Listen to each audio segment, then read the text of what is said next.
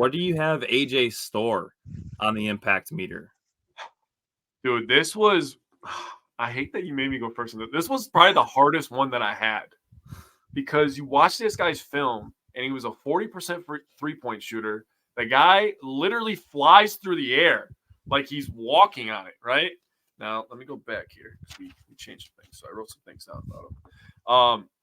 I told Tyler on another podcast that we were on, I'm not calling him AJ Storr. I'm calling him AJ Soar because that guy flies, dude. Just unreal jumping ability. He was a 2023 all freshman team in the Big East. That's a big deal. Big East is a good basketball conference. Yep. He was a 3-time Big East freshman of the week.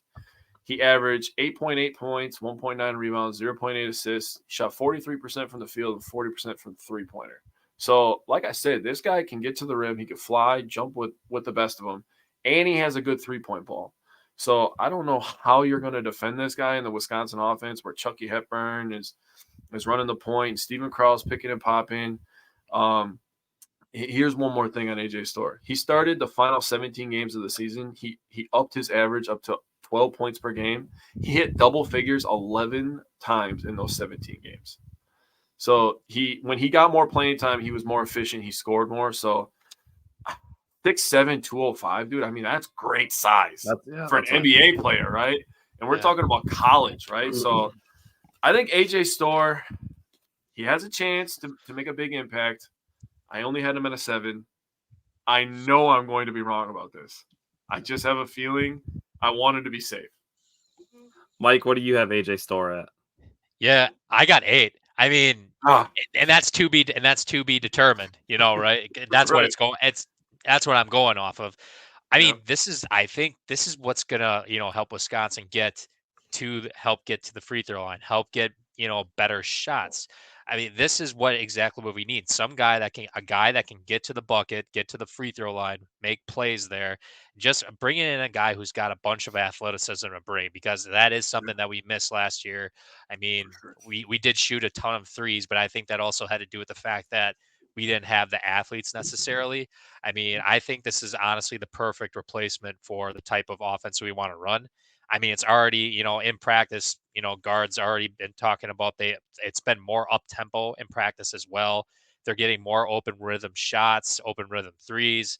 So I'm looking forward to this addition as well, because we're going to need AJ Storr to have a big year for us if we want to go anywhere. But no, Jake, you broke it all down with the stats. I won't go further on that.